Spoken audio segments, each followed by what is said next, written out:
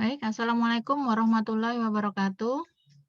Selamat pagi. Waalaikumsalam warahmatullahi wabarakatuh. Baik, kita bertemu kembali ya dalam kuliah kimia dasar. Kemarin sudah saya berikan video ininya untuk pembelajarannya. Jadi materinya sudah saya berikan di situ. Kita bahas tentang materi dalam ilmu kimia. Pasti Anda juga sudah mempelajari saat Anda di SMA. Jadi memang masih sama materinya karena masih dasar. Kira-kira dari informasi yang Ibu berikan itu, apa ada yang perlu dibahas lebih lanjut? Yang ditanyakan apa? Mungkin bisa langsung fokus pada ini submaterinya, silakan.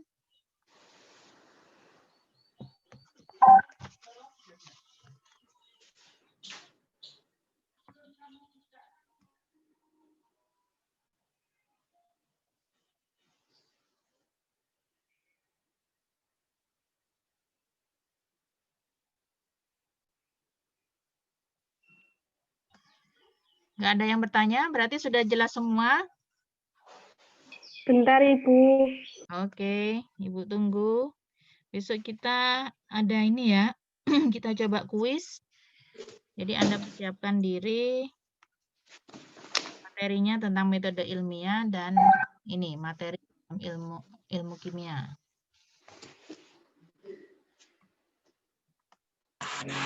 Ibu izin bertanya. Silakan, Mbak Dinise. Jadi yang di dalam video itu kan disebutkan campuran heterogen atau larutan itu kan memiliki sifat penampakan yang seragam antara zat tunggal A dan B. Itu maksudnya gimana ya, Bu? Heterogen, Mbak. Campuran heterogen. Homogen, Bu, salah. Homogen, oke. Ya. Oke, terima kasih. Coba yang lainnya lagi, jika ada pertanyaan. Nanti sekalian Ibu tampilkan slide-nya, ya, silakan. Perbedaan pengulangan unsur menurut IUPAC dan Amerika apa ya, Bu ya? Perbedaan apa? Ini siapa tadi? Nafiri. Unsur aturan IUPAC dan Amerika. Aturan IUPAC dan Amerika. Iya, perbedaannya apa ya? Oke, yang lain? Saya, Ibu. Salsabila, ya. Itu bukan wujud itu dipengaruhi oleh jarak antar partikel ya, Bu? Nah, itu yang mempengaruhi jarak partikel itu renggang atau jauhnya itu apa sih, Bu? Soalnya saya masih bingung. Faktor yang mempengaruhi jarak. Oke. Ya, makasih, Bu. Sama-sama.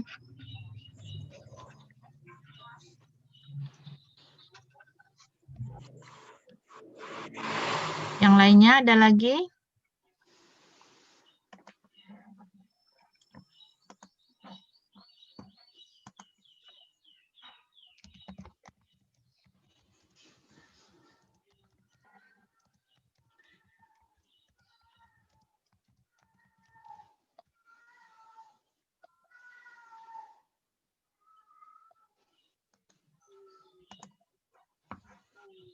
Sudah, nggak ada? Saya, Bu. Silakan. Kan di situ dijelasin bahwa unsur bisa dikatakan senyawa. Kalau itu atom O2 atau enggak atau O3 bisa dikatakan suatu senyawa molekul. Itu gimana, Bu? Kurang paham saya, Bu, masalah itu, Bu. Berarti penyebutan molekul ya. Ya, Bu. Oke, makasih. Yang lainnya? Saya, Ibu. Ya, silakan. Yang larutan homogen, yang penampakan seragam. Yang penampakan seragam tuh yang contohnya yang kayak gimana ya, Bu? Ya, kok bisa penampakannya seragam itu apanya gitu. Oke, ya. Makasih, Bu. Berarti sama dengan Dinise tadi ya. Ya, silakan. Iya, Ibu. Hanif. Saya Hanif ingin bertanya, apabila suatu pembakaran menghasilkan abu, apakah itu termasuk perubahan kimia atau perubahan fisika? Terima kasih, Bu. Pembakaran kayu misalkan ya? Iya, Bu. Jadi abu gitu. Oke. Iya. Ibu, saya tanya lagi boleh nggak? Salsabila, oke. Silakan. Itu yang pemisahan campuran kan ada teknik distilasi. Nah, itu kan yang rendah itu menguap lebih dulu ya, Bu. Itu kenapa ya, Bu? Kok lebih dulu yang rendah? Oke. Terima kasih, Bu. Ya, Natania. Saya masih kurang ngerti dari pemisahan campuran yang teknik evaporasi, Bu. Oke. Ada lagi yang lain? Saya, Bu. David, boleh. Iya, Bu. Nah, izin bertanya, Bu, dalam perubahan fisika dan kimia itu, maksudnya yang dipengaruhi oleh perubahan itu apanya, Bu? Senyawanya, atomnya, atau zatnya, atau materinya, apa-apanya, Bu? Beda perubahan fisika dan kimia. Ya, kalau di perubahan fisika yang berubahnya itu senyawanya kah, atau cuman dari atomnya doang, atau gimana? Oke. Paham saya. Sudah, yang lainnya? Assalamualaikum. Halo, Ibu. Ya. Saya ingin bertanya, Bu. Ya, silakan. Fahrul Razi. Pada campuran homogen itu kan campuran seperti contohnya itu minyak sama air, Bu.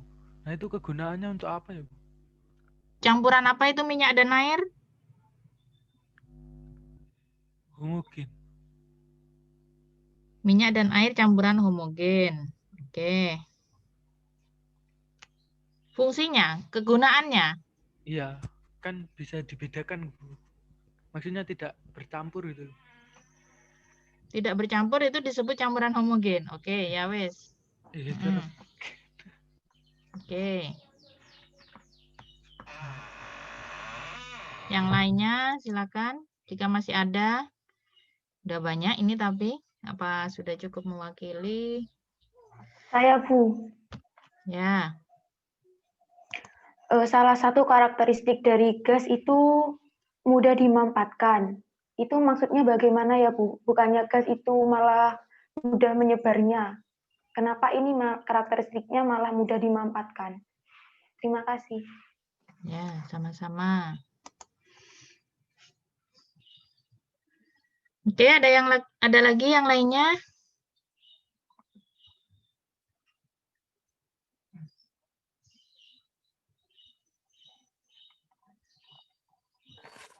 Ibu, saya. Ya, silakan. Minta tolong dijelaskan ulang tentang yang teknik sentrifugasi. Sentrifugasi. Ya, sentrifugasi. Oke, terima kasih. Sudah ya, sudah banyak ini ya. Kira-kira ini kan sudah mewakili mungkin ya. Bisa-bisa ini Ibu jelaskan lagi ini ulang videonya. Dari depan sampai belakang sudah ditanyakan. Ntar mau Ibu tampilkan ini dulu.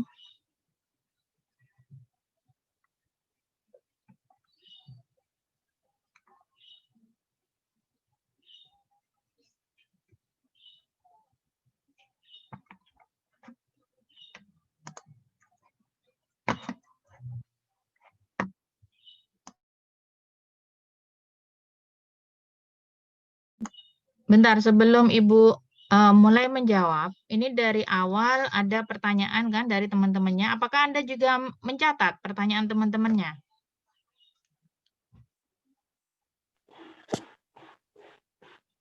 Mencatat? Ada yang ketinggalan, Bu.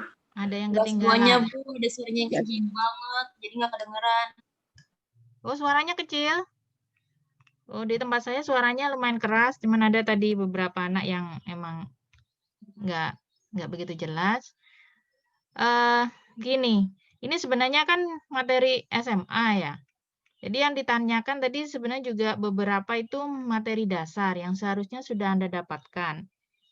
Kira-kira ada nggak temennya yang bisa bantu? Mulai dari depan dah, karena kita bicara tentang ini ya, materi merupakan kumpulan partikel, kan itu dibagi menjadi zat tunggal atau zat murni dan campuran. Di situ ada satu yang sering ditanyakan mengenai campuran. Ada campuran homogen, campuran heterogen. Tadi ada temannya yang bertanya, kira-kira menurut Anda benar nggak itu pengelompokan? Misalkan minyak dan air, termasuk campuran homogen. Heterogen, Bu. Heterogen, Bu. Heterogen, Bu.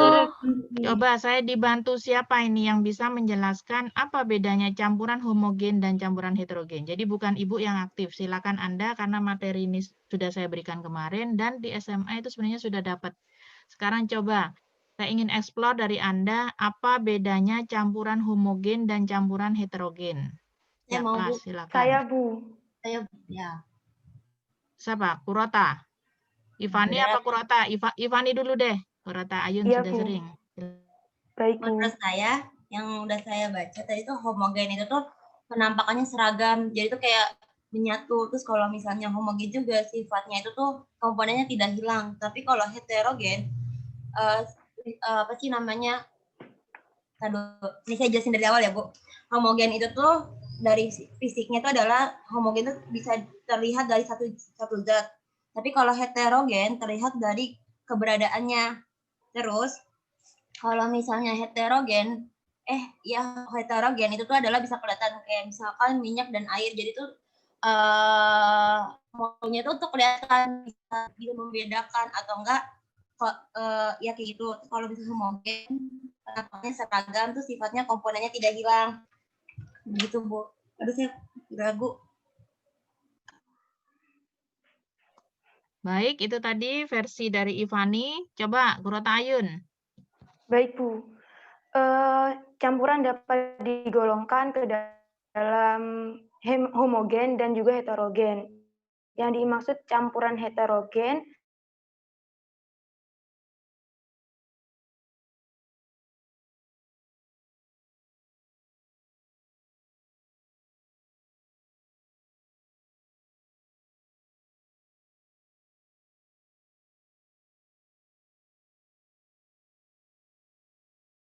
campuran heterogen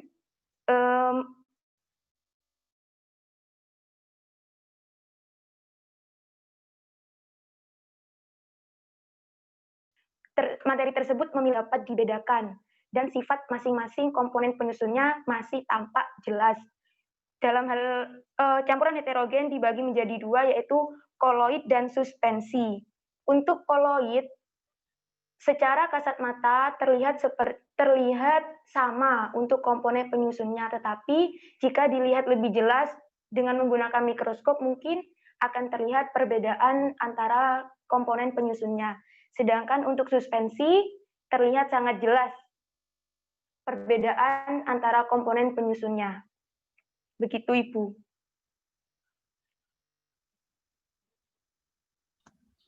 Baik, itu. Jadi intinya sebenarnya sudah dapat bedanya homogen sama heterogen. Jadi harusnya sudah agak jeli ya membedakan apalagi minyak dan air. Contoh itu sering umum sering ya digunakan sebagai contoh campuran heterogen. Nanti ke depannya tolong jangan sampai keliru menyebutkan campuran minyak dan air itu campuran heterogen. Oke, coba saya runut lagi mulai dari depan.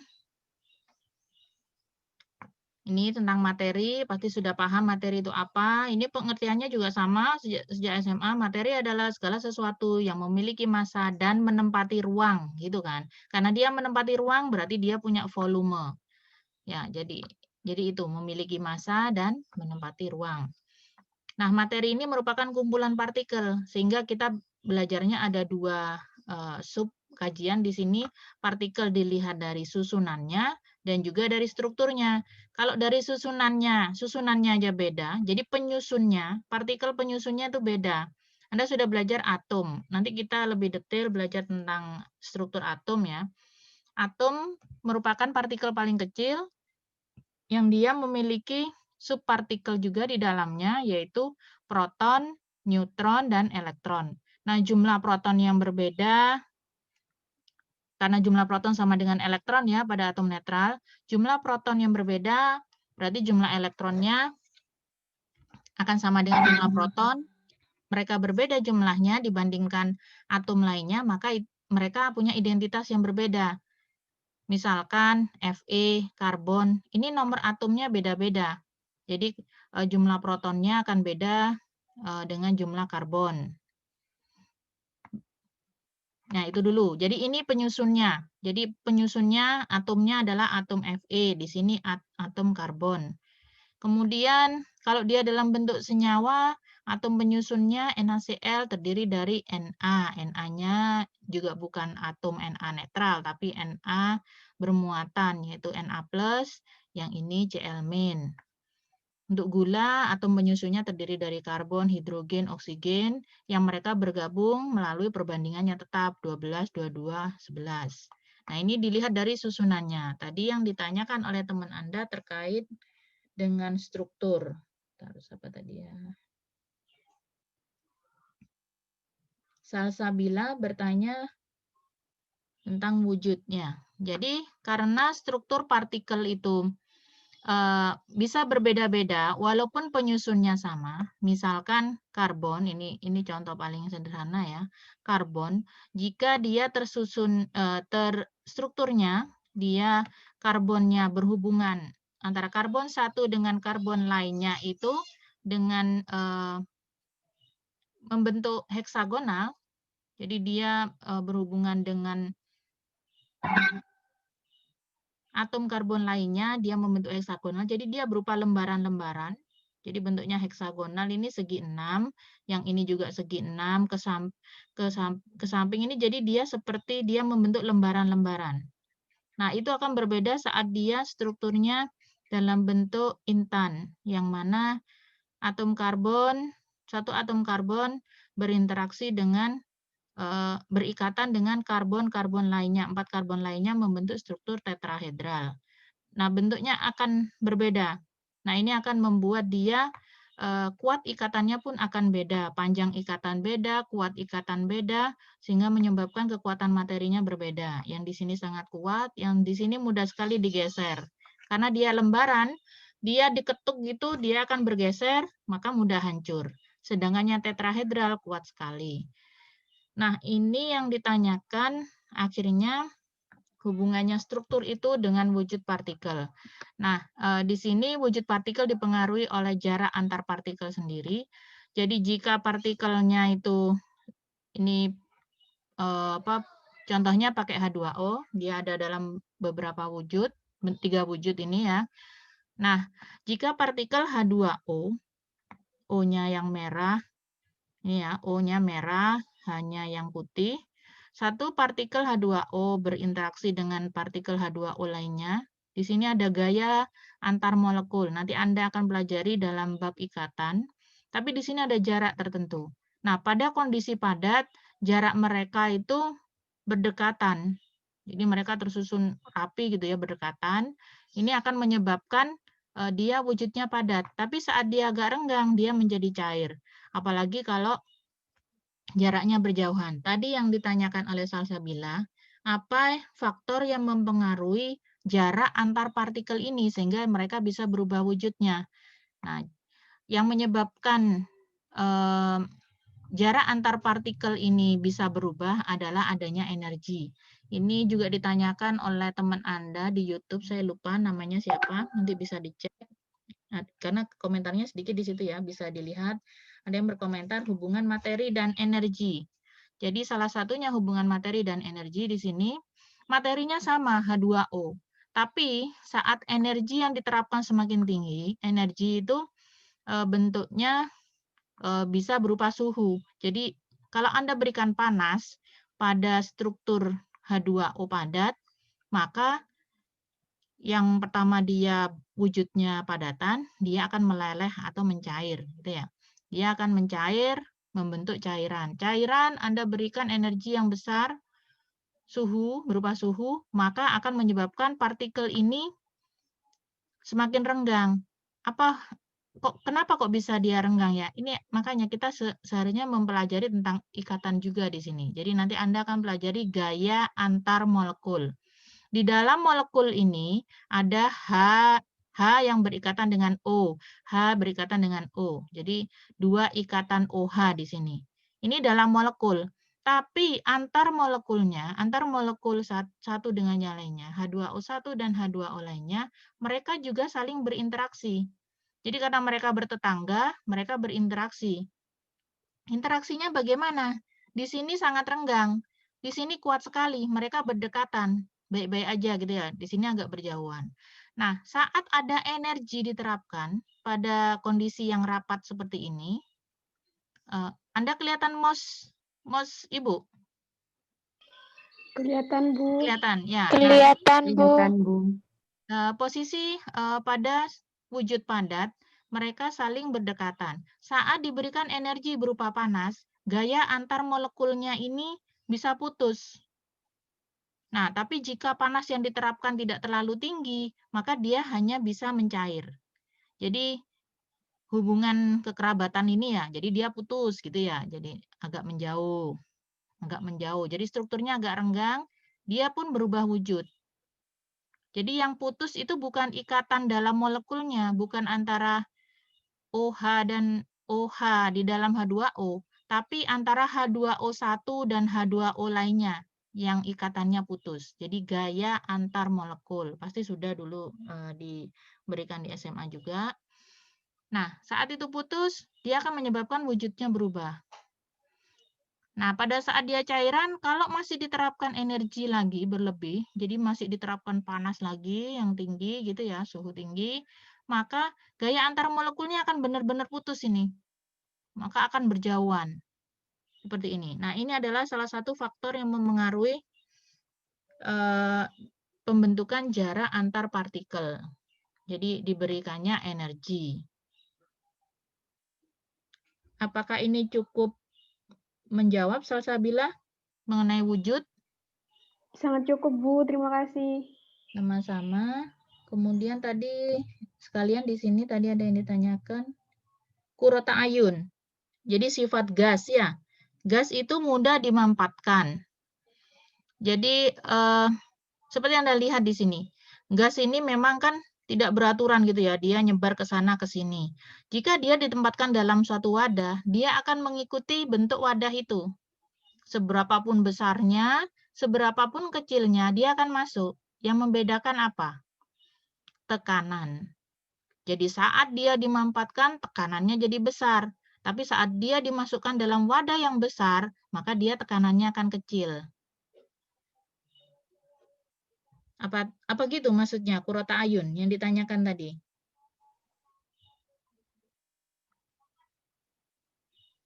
Iya, Kurota.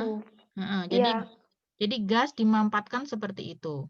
Kadang bahkan diterapkan juga energi dalam bentuk lainnya, jadi dia dicairkan. Jadi gas itu kan kemana-mana. Tapi kalau dia sudah dicairkan, maka dia bisa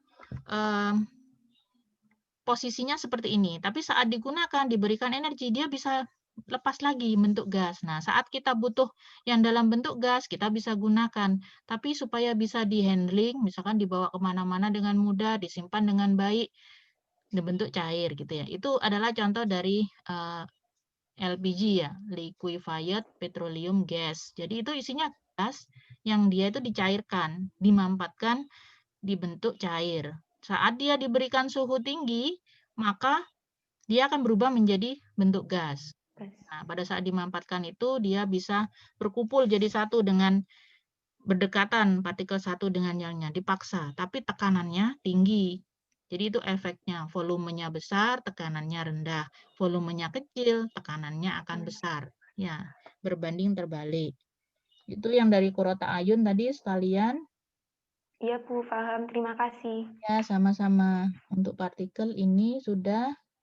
Selanjutnya, jadi ini saya tekankan tadi sudah cukup paham Ivani dan kurota ayun ya. Jadi materi itu memang ada dua, zat murni dan campuran. saat di campuran ini sebenarnya paling mudah Anda membedakan antara campuran homogen dan heterogen. Homogen itu seragam. Kalau seragam itu bagaimana ya? Kayak Anda sekolah. Seragam, bajunya sama maksudnya ya. Nah, homogen di sini homogen apanya? Nah, ini dibedakan atas partikelnya ya. Ukuran partikel. Homogen zatnya berbeda, zat murni yang dicampurkan berbeda. Tapi saat mereka dicampur, mereka dapat menjadi ukuran partikelnya itu serupa, seragam. Jadi saat dicampur ukurannya jadi seragam. Misalkan kan larutan gula.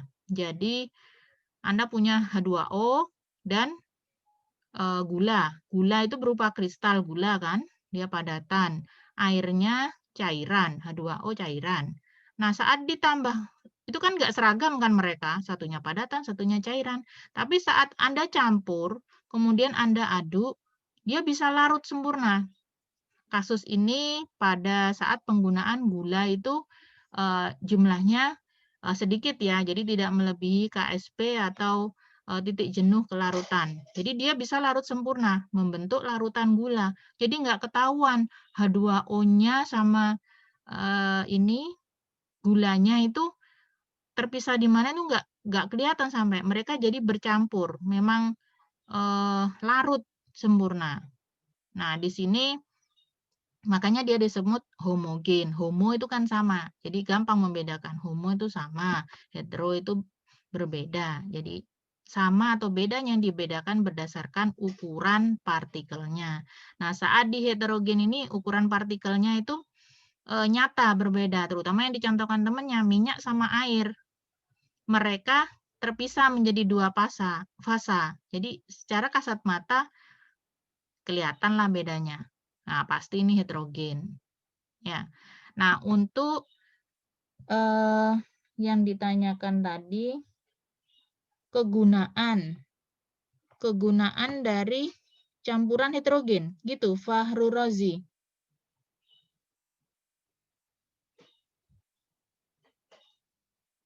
Mas Fahru Rozi, apa begitu pertanyaannya?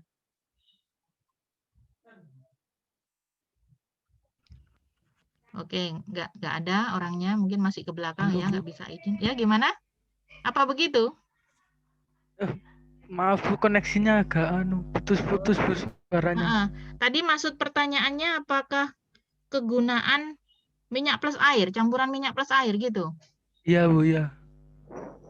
Nah, kalau kegunaannya ini ya sebenarnya ya bermacam-macam ya. Jadi kita bisa memanfaatkan ini campuran air dan minyak ini misalkan dalam bentuk emulsinya nanti ya. Kalau dia dikocok, dia bisa membentuk misel campuran yang di tengahnya ini bisa menjembatani dia larut di minyak dan juga di air. Biasanya ini dia terdapat dalam ini misalkan bahan-bahan kosmetik itu ya. Jadi pelembab yang dia dalam bentuk cairan itu sebenarnya dia merupakan gabungan dari minyak dan air. Jadi di situ sol gitu ya, dalam bentuk sol atau emulsi gitu. Nanti dia harus dikocok dulu. Nah, di situ ada zat aktif dalam minyak. Jadi ini sebenarnya fasa nonpolar ya. Jadi organik, fasa organik. Di sini banyak vitaminnya, misalkan ya vitamin-vitamin yang larut dalam lemak itu dia ada di sini. Tapi kita butuh airnya untuk menghidrasi kulit misalkan. Nah, campuran-campuran seperti itu basisnya adalah minyak dan air. Jadi oil in water biasanya ininya apa bentuk kosmetiknya itu ada oil in water. Jadi di situ ada minyak dalam air yang memang dia penggunaannya dikocok dulu misalkan. Jadi mereka bisa bercampur sementara baru diaplikasikan ke kulit misalkan. Karena dua partikel ini punya dua materi ini punya manfaat sendiri-sendiri ke dalam kulit. Maksudnya ini jadi kosmetik 2 in 1 misalkan atau 3 in 1. Itu manfaat di ini kosmetik. Jadi banyak juga pemanfaatannya. Makanan, minuman minuman juga banyak yang mengaplikasikan seperti ini. Jadi misalkan minuman minyak jahe. Anda bikin bikin air jahe aja di rumah. Jadi godok air gitu, kemudian dimasukkan jahenya gitu kan. Kemudian Anda minum ya, Anda minum. Nah, sebenarnya di situ saat Anda diamkan, larutan jahe itu ada air rebusan tadi, dan di atasnya itu ada minyak kecil-kecil gitu. Kalau Anda lihat, kan baunya juga kerasa, bau jahe. Nah, di situ adalah minyak atsiri yang keluar dari jahe. Minyak atsiri itu bentuknya nonpolar, dia pasti juga ada di bagian atas. Jadi Anda sama dengan mengekstrak itu.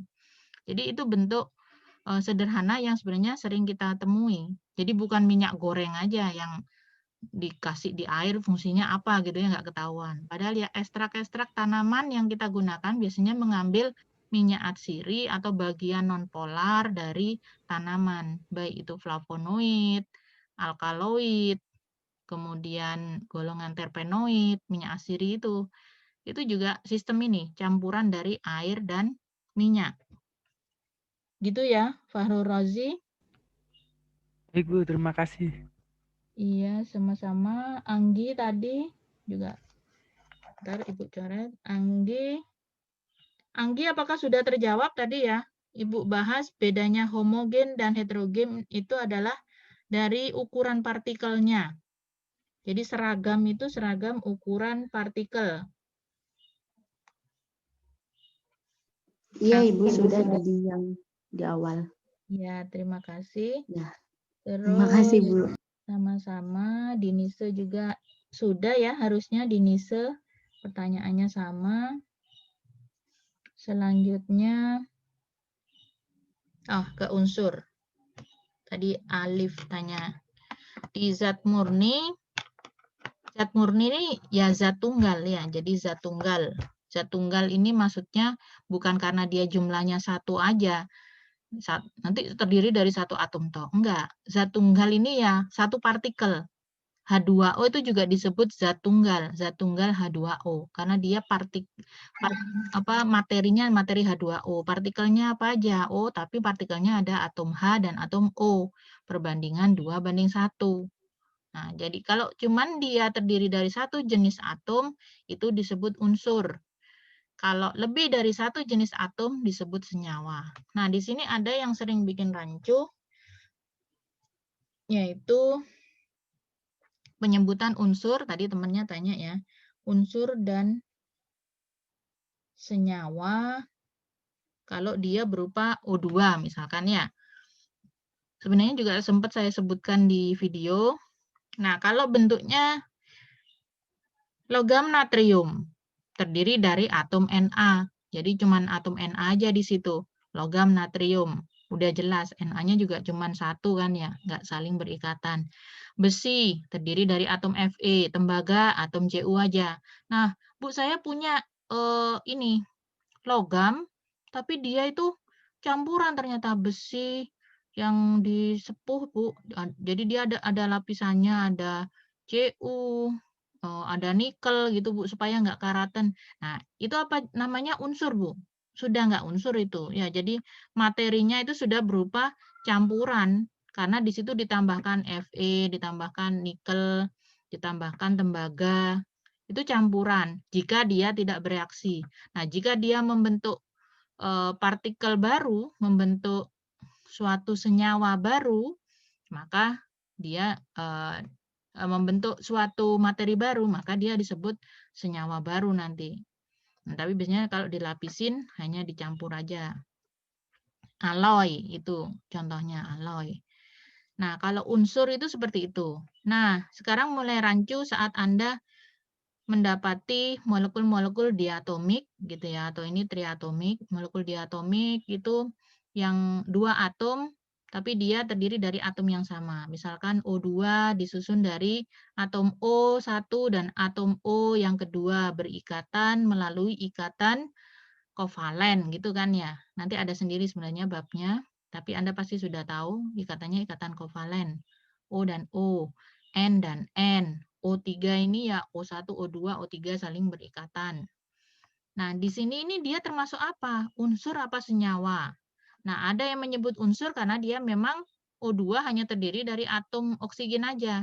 Tapi dia tidak disebut senyawa, umumnya tidak disebut senyawa, tapi disebut dengan sebutan molekul. Jadi molekul unsur biasanya yang menyebut seperti itu. Kenapa disebut molekul? Karena dia gabungan dari atom-atom yang berikatan. Molekul. Makanya unsur ini O2 ini sering disebut juga sebagai molekul, tapi molekul unsur karena unsur yang berikatan, atom yang berikatan itu sama, atom OO. Kemudian kalau H2O, dia itu juga molekul juga sebenarnya. Tadi katanya senyawa, Bu. Iya, senyawa dan molekul itu sebenarnya juga sama ya. Jadi ini sebenarnya nggak perlu diperdebatkan juga. Hanya saja penyebutannya tergantung ini konteks gitu aja.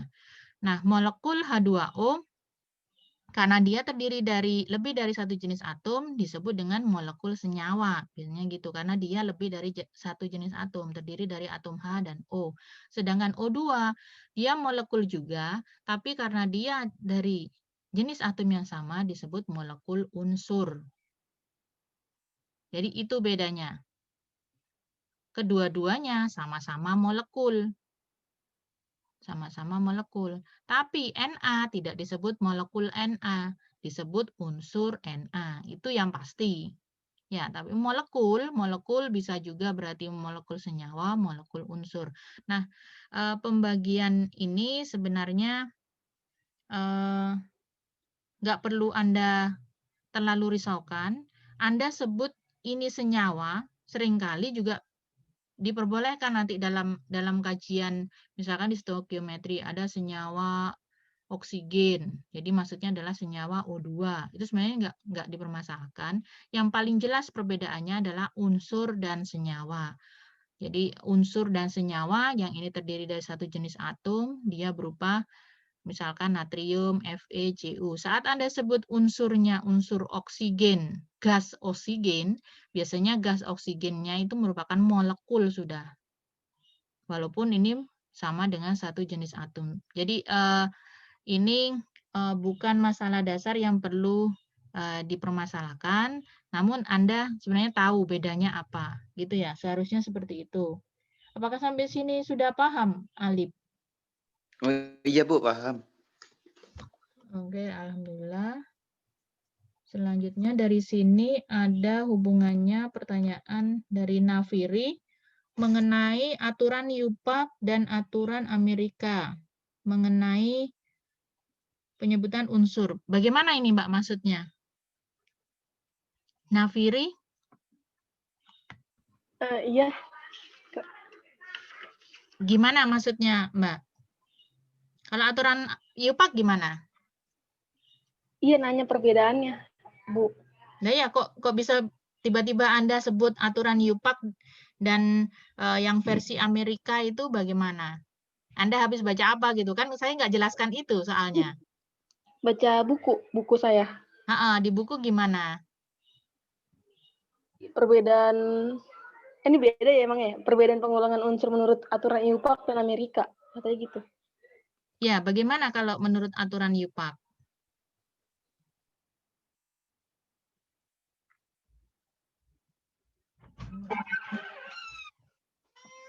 Bagaimana kalau menurut aturan UPAC?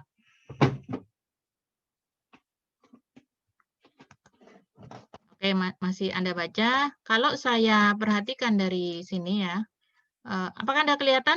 Ini Ibu tampilkan tabel periodik? Belum, Ibu. Belum, Bu. Oh, nggak kelihatan. Iya. Sebentar.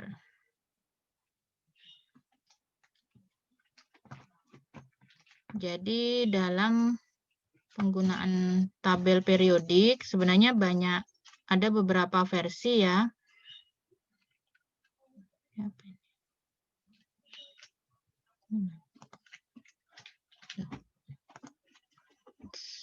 Stop share. New share.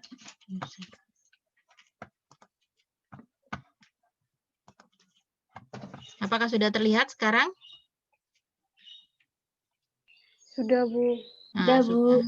apakah saya juga kurang paham maksud dari pertanyaannya Nafiri tadi habis baca apa? Saya tanyain juga nggak jelas tadi. Apa seperti ini? Jadi dia ada hubungannya dengan tabel periodik.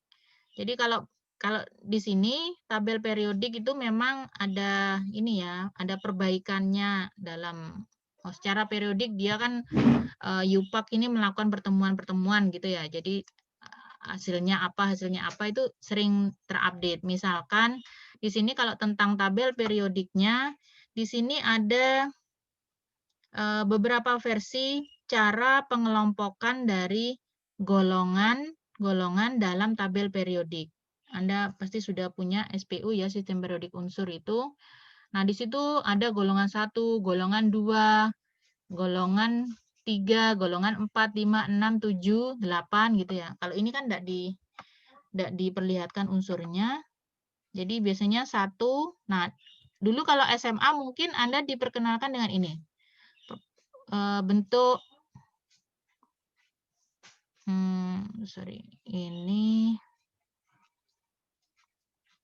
ini 1A, 2A, 3A, 4A, 5A, 6A, 7A, 8A. Nah, ini adalah bentuk susunan.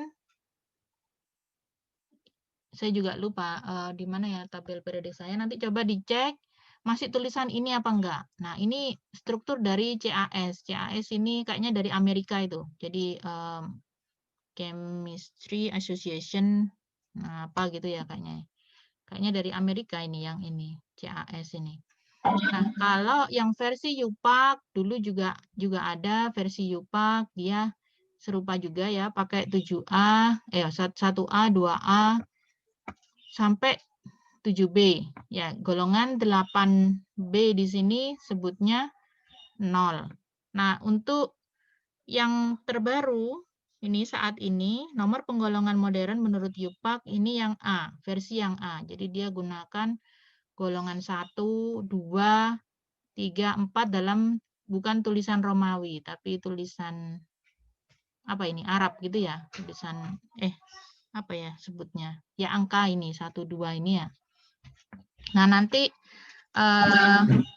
nanti bagaimana kalau Anda saat belajar struktur atom kemudian ke sistem periodik dan konfigurasi elektron, biasanya saya masih gunakan yang punyanya UPAC yang lama itu golongan 1A seperti ini, 2A. Tapi kalau Anda belajar di kimia anorganik, itu biasanya sudah mengikuti perkembangan ilmu modern, mereka biasanya gunakan golongan itu sudah seperti ini.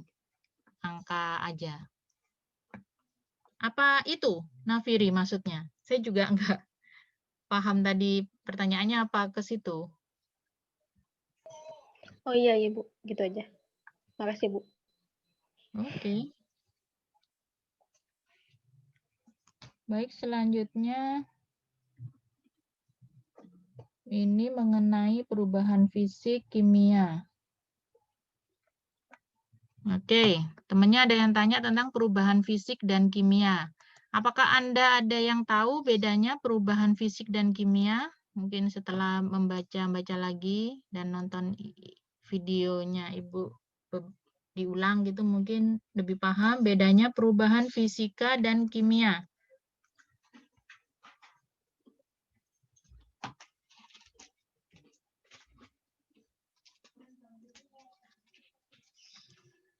Nah, perubahan fisika.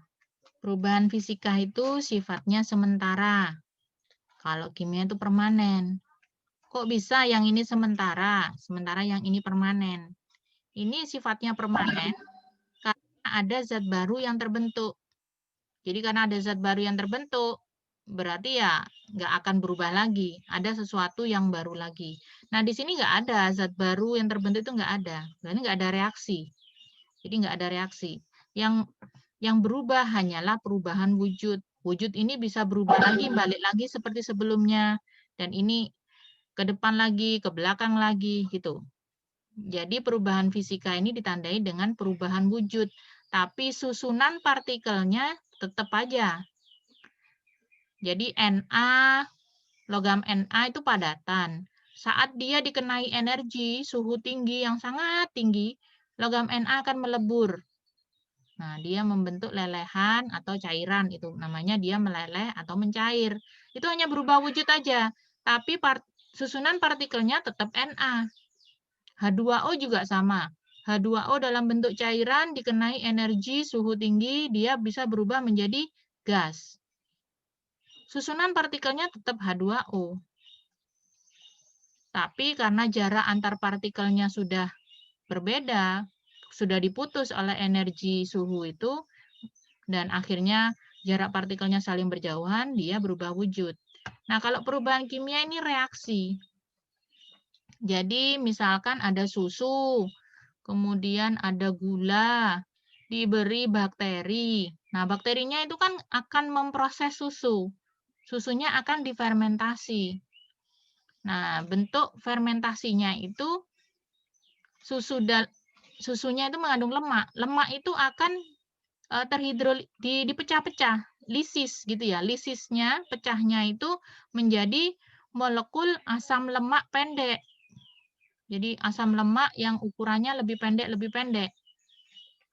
Asam lemaknya itu pertama panjang, kemudian dihidrolisis, dipecah menjadi bentuk asam lemak. Asam lemaknya juga masih dipecah lagi oleh bakteri itu, bakterinya bekerja terus membentuk asam lemak pendek. Asam laktat juga ada. Nah, di sini ini adalah bentuk fermentasinya. Jadi sudah hasil reaksi. Di sini isinya bukan susu lagi. Seharusnya ya, idealnya susunya sudah terpecah menjadi asam lemak pendek yang nanti kalau dikonsumsi orang itu lebih sehat gitu. Terutama dengan bakterinya juga ya, karena ini juga probiotik. Jadi di dalam tubuh itu nanti ada bakteri baik yang sumber makanannya itu juga sudah tersedia dalam probiotik ini. Nah, itu jadi kita mengkonsumsi asam lemak rantai pendek yang mudah diserap tubuh, yang tidak berbahaya, tidak menimbulkan penimbunan lemak gitu. Jadi sudah beda. Material awalnya lemak dari susu, tapi kemudian setelah fermentasi jadi asam lemak pendek, dipotong-potong. Contohnya lagi besi. Besi tadi tersusun atas partikel Fe, tapi setelah dia terkena udara lama, mengalami oksidasi, dia akan berkarat. Bentuk berkaratnya ini bukan Fe lagi partikelnya, tapi Fe2O3. Fe-nya berikatan dengan O, dengan oksigen dalam bentuk Fe2O3. Senyawanya udah beda. Isi partikelnya udah beda, ada Fe dan O, makanya dia karaten. Sedangkan yang ini hanya Fe saja. Nah, ini adalah bentuk proses perubahan kimia. Beda dengan ini. Nah, yang ditanyakan siapa tadi ya? Kayu dibakar itu Hanif. Pembakaran kayu itu dibakar menjadi abu. Nah, kayu itu kan dia mengandung selulosa. Ya, jadi serat. Jadi dia mengandung serat alami gitu ya. Mengandung selulosa. Selulosa terdiri dari glukosa, unit terkecilnya ya. C6H12O6. Yang jika direaksikan dengan panas di sini dengan oksigen O2, maka dia akan membentuk, Anda masih ingat, C6H12O6 ditambah O2. Menjadi apa dulu reaksi pembakaran? Ada yang ingat reaksi pembakaran?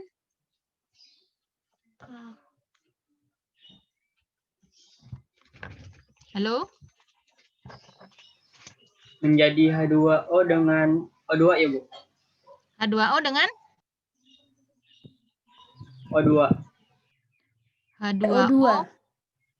H2O dengan CO2. Ya, CO2 plus H2O. Nanti Anda setarakan kan. Ruas kiri, ruas kanan disetarakan jumlah partikelnya. Gitu kan rumusnya. CX, HY, OZ gitu misalkan. Plus O2. tanda panah CO2 plus H2O gitu kan. Itu sudah rumus paten. Nah, sama dengan ini. Kayu dibakar mengandung selulosa di mana unit terkecilnya adalah glukosa C6H12O6. Jika ditambah O2, dia akan menjadi CO2 dan H2O. Itu reaksi sempurnanya. Jadi sebenarnya pembakaran itu nggak bermasalah. Anda mau bakar apa aja, asal dia sempurna. Sempurnanya jadi apa? Ya H2O tadi, uap air, sama CO2. CO2 kan sebenarnya umum. Cuman kalau konsentrasinya tinggi itu yang membuat kita menjadi sesak nafas nanti. Nah, itu jika pembakaran sempurna. Yang tidak sempurna, lebih gawat lagi. Jika dia menghasilkan CO, bukan CO2, tapi CO, karbon monoksida. Dia kan beracun. Jadi toksik. Jadi kita menghirup, nanti akan keracunan malah. Bukan sesak aja, kita akan keracunan, masuk ke dalam sel darah karbon monoksida. Nah, itu contohnya. Atau dia membentuk karbon. Karbon itu apa? Ya nanti biasanya kalau habis bakar-bakar ini, misalkan saat kita masak pakai tungku, maka pancinya nanti akan hitam gitu ya. Jadi angus-angus itu ya. Ataupun abu di sini, itu adalah karbon. C. Jadi itu jika pembakarannya nggak sempurna. Nah, ini kan sudah molekulnya berbeda. Tadi kayunya C6H12O6, dibakar jadinya CO2 dan H2O. Molekulnya sudah berbeda. Pasti dia mengalami perubahan kimia, karena terjadi reaksi kimia. Jadi bukan hanya berubah wujud aja, tapi memang senyawanya udah berbeda. Sampai sini apakah sudah bisa membedakan perubahan fisik dan perubahan kimia? Hanif? Bisa, Bu. Bisa ya. Jadi perubahan fisik hanya berubah wujud. Kalau saya kasih soal misalkan nasi, kalau dia dijadikan bubur, kira-kira dia perubahan fisik apa kimia? Fisik, Bu. Fisik, Bu. Fisik, Bu. Dia hanya berubah wujud aja ya? Iya, Ibu. Loh, Bu, punya saya tapi berubah Bu, berubah rasa, Bu. Tadi nasi aja kayak gitu rasanya. Setelah jadi bubur rasanya enak, Bu. Ada ayamnya, ada ya itu beda, udah dikasih kuah gitu ya. Jadi bukan yang itu ya. Jadi kita bahas adalah perubahan wujud partikel aslinya. Oke, semoga nanti kalau Anda belajar ini lebih mudah dan besok ujian bisa membedakan perubahan fisik dan kimia. Nah, ini kurang 5 menit lagi saya jelaskan mengenai pemisahan campuran. Pemisahan campuran yang pertama adalah tentang destilasi. Destilasi ini adalah pemisahan campuran berdasarkan titik didih, Mbak. Jadi titik didihnya dilihat. Misalkan dua campuran ini terdiri dari campuran zat warna ya. Zat warnanya itu air yang dikasih pewarna. Jadi airnya makanya berwarna. Saya ingin pisahkan, Bu, pewarnanya dari air. Oke. Anda taruh di labu ini, kemudian Anda panaskan. Dia akan mendidih. Nah, partikel mana dari pewarna dan H2O yang memiliki titik didih lebih rendah. Titik didih lebih rendah maksudnya apa? Titik didih ini adalah bentuk energi. Energinya berupa suhu panas itu ya. Jadi titik didih merupakan suhu di mana suatu partikel itu akan mengalami perubahan wujud dari cair menjadi gas. Nah, mana yang titik didihnya lebih rendah? H2O apa pewarna? H2O. Oh, H2O berarti nanti kalau suhunya, berapa H2O titik didihnya? 100 derajat. Saat suhunya 100 derajat, H2O akan menguap. Pewarnanya misalnya 150. Karena belum mencapai titik didihnya, pewarna nggak akan nguap. Dia akan tinggal di sini. H2O-nya aja yang dalam bentuk gas. Pasti dia akan menguap karena itu sudah titik didihnya. Dia akan berubah wujud menjadi gas, masuk ke dalam kondensor yang di sini suhunya dingin, maka gas ketemu suhu dingin, dia akan mencair, terkondensasi gitu ya, bentuk cairan. Nah, kalau lama-lama ini kan air yang banyak itu akan pindah dari labu bahan menuju labu penampung. Terpisah dari pewarna. Pewarnanya kan belum suhu 150, jadi dia nggak akan nguap, tetap tinggal di sini. Apakah sampai sini paham untuk Mbak Salsabila? Paham Ibu. Terima kasih. Oke. Ini prinsipnya titik D. Satu lagi mengenai sentrifugasi. Sentrifugasi ini adalah teknik pemusingan. Jadi dia diputar. Jadi ini ada tabung reaksi. Tabung reaksinya diisi dengan campuran. Campurannya ini misalkan kelihatannya homogen gitu ya. Oke, masukkan di sini. Kelihatannya ukurannya seragam, sulit membedakan. Memisahkannya jadi sulit. Nah, di situ Anda masukkan, kemudian Anda hidupkan alatnya, centrifuge-nya Anda hidupkan, dia akan berputar. Seperti ini. Dia spin bentuknya seperti mesin cuci. Jadi dia akan berputar, kayak mencuci itu ya, berputar pada kecepatan tertentu, lamanya berapa itu bisa Anda atur. Nah, kemudian Anda hentikan. Nah, saat dihentikan Anda akan lihat perbedaannya. Di sini ada yang mengendap dan di sini ada cairannya. Jika memang itu adalah campuran.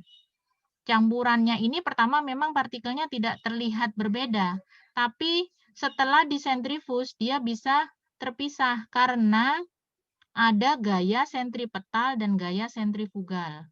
Nah, gaya sentrifugal menekan ke saat berputar, dia akan menekan keluar, sentripetalnya menuju ke dalam.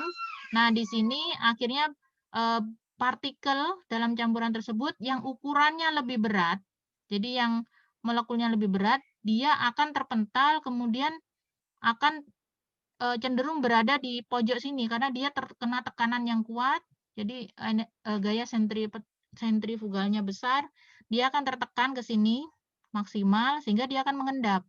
Sedangkan yang lebih ringan itu nggak sampai terendapkan. Nah, sehingga dari sini bisa terpisahkan antara molekul yang berat dan yang ringan. Sampai sini apa paham Mbak Iliatus? Baik Bu, sudah cukup jelas. Nah, kalau evaporasi itu penguapan.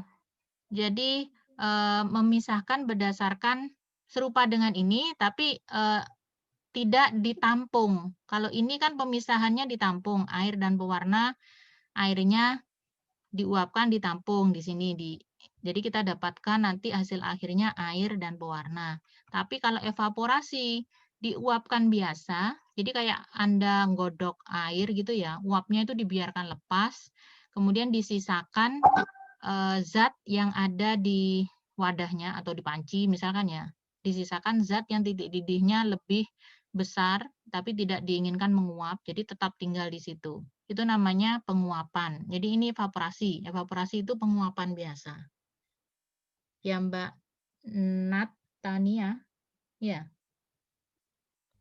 Iya Bu, jelas. Terima kasih. Sama-sama.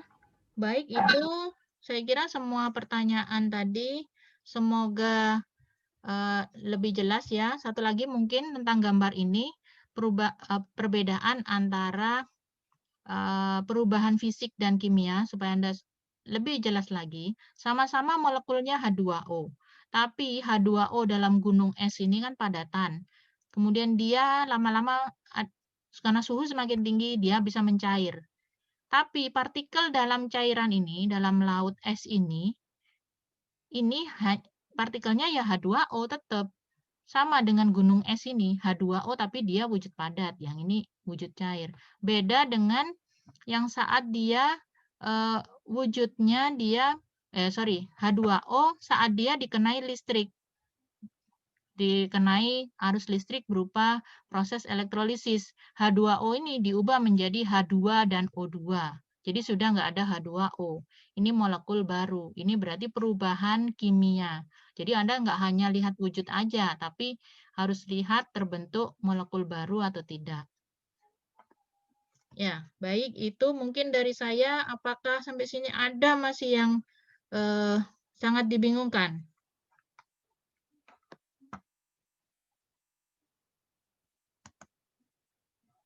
Enggak ya? Saya kira semoga Tidak, lancar. Ibu. Semoga lancar. Silakan Anda belajar. Besok Anda ke bagian kuis ya.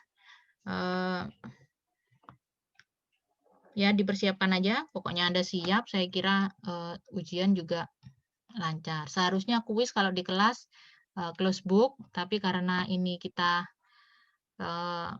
jarak jauh, saya nggak bisa ngontrol. Silakan sikap ilmiah Anda. Harusnya semua soal besok dikerjakan tanpa melihat buku, tanpa melihat laptop internet, maksudnya ya. Anda hanya buka ini layar kuis aja. Tapi semua saya kembalikan ke Anda. Ya, jadi sikap ilmiah Anda sendiri. Baik, saya akhiri sekian. Kalau ada apa-apa, tinggal WA aja ya di grup. Saya akhiri sekian. Assalamualaikum warahmatullahi wabarakatuh. Waalaikumsalam warahmatullahi wabarakatuh.